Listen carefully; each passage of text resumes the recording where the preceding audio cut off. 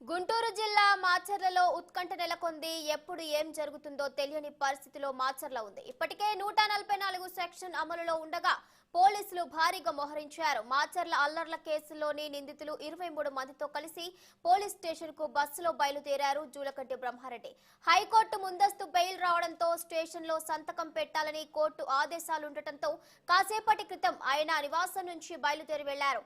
ఇక ఈ మధ్యాహ్నానికల్లా న్యాయవాదులతో కలిసి ఆయన పిఎస్ కు చేరుకోనున్నారు.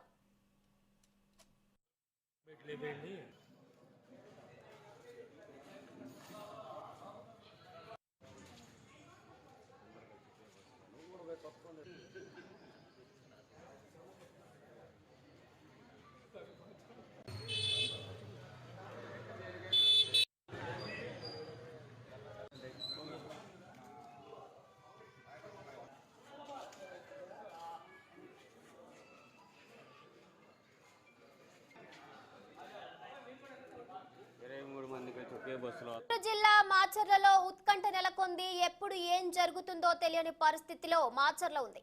ఇప్పటికే 144 సెక్షన్ అమలులో ఉండగా పోలీసులు భారీగా మోహరించారు. ఇక ఇదే అంశంపై మరింత సమాచారం మా ప్రతినిధి పవన్ ఫోన్ లైన్ లో అందిస్తారు. చెప్పండి పవన్, గుంటూరు జిల్లా మాచర్లలో ఉత్కంఠ నెలకొంది. ఇక దీనికి సంబంధించి బ్రహ్మారెడ్డి పిఎస్ కు ఏ సమయానికి చేరుకోనున్నారు?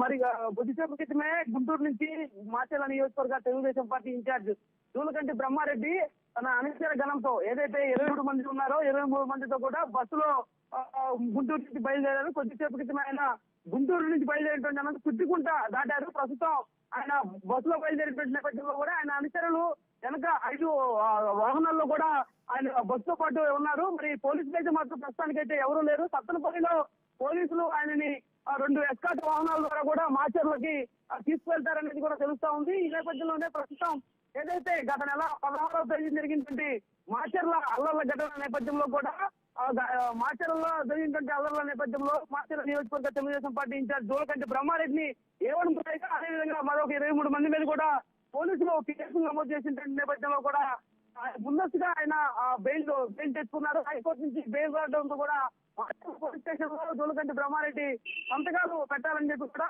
ఇప్పటికే న్యాయస్థానం ఆదేశాలు జారీ చేసింది. ఈ నేపథ్యంలోనే జూలకంటి బ్రహ్మారెడ్డి ఈ రోజు ఉదయం గుంటూరులో ఉన్నటువంటి ఆయన నివాసం నుంచి కూడా మాచర్లకు బయలుదేరి వెళ్ళినటువంటి పరిస్థితి. మరి జూలకంటి బ్రహ్మారెడ్డి మాచర్లు వెళ్తున్న నేపథ్యంలో కూడా ఇప్పటికే మాచర్ల పట్టణంలో 144 సెక్షన్ ని అప్పటి నుంచి కూడా ఇప్పటి వరకు కూడా కొనసాగిస్తా ఉన్నారు. మరొక 5 రోజుల పాటు కూడా 144 సెక్షన్ అమల్లో ఉన్నటువంటి నేపథ్యంలో కూడా నియోజకవర్గ incharge Telugu Desam party incharge Julakanti Brahma Reddy మాచర్లో వెళ్తున్నటువంటి నేపథ్యంలో కూడా ప్రస్తుతం అక్కడ ఏం జరుగుతుంది ఏంటనేది కూడా ఒక ఉత్కంఠమైనటువంటి వాతావరణం అయితే ప్రస్తుతం కనిపిస్తా ఉంది.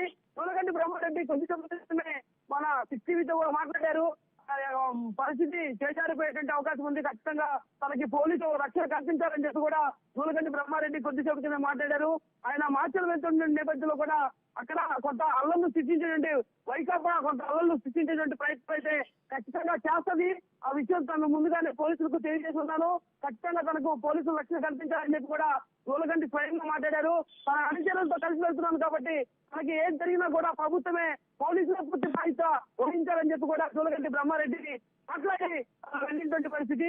మరి కొద్దిసేపట్లో కూడా ప్రస్తుతం ఆయన చుట్టుకుంటారు నల్లపాడు దాటారని కూడా మనకు తెలుస్తా ఉంది. నల్లపాడు దాటిన అనంతరం సత్తనపల్లి మీదుగా కూడా ఆయన బిడుగురాల నుంచి గురిజాల మీదుగా కూడా మాచర్లకైతే మాత్రం చేరుకుంటారు. అడుగడుగునా కూడా జూలకంటి బ్రహ్మారెడ్డి బస్సు ప్రయాణిస్తున్నటువంటి బస్సుకు సంబంధించి కూడా ఒక సినీ పక్షిలో తెలుగుదేశం పార్టీకి సంబంధించిన కార్యకర్తలు కూడా ఆయనకు అడుగడుగునా కూడా మద్దతు తెలియజేస్తా ఉన్నారు. జూలకంటి బ్రహ్మారెడ్డి బస్సులో ఉన్నారు అనే విషయం తెలుసుకున్నటువంటి తెలుగుదేశం పార్టీ కార్యకర్తలు కూడా ఇప్పటికే నల్లపాడు కానీ ఇటు పల్నాడు జిల్లాలో ఉన్నటువంటి పార్టీ కార్యకర్తలు కూడా అడుగడుగా ఆయనకు భ్రమరణ పడుతూ ఉన్నారు. తమకి మేమున్నాం అంటూ కూడా కార్యకర్తలు బస్సుపై వెనకాల వెహికల్స్ పెట్టుకొని మరి ఆయనకు మద్దతుగా ముందుకు వెళ్తున్న పరిస్థితి కనిపిస్తా ఉంది. ప్రస్తుతం మీడియా వెహికల్స్ కూడా బ్రహ్మారెడ్డితో పాటు ముందుకు వెళ్తా ఉన్నాయి.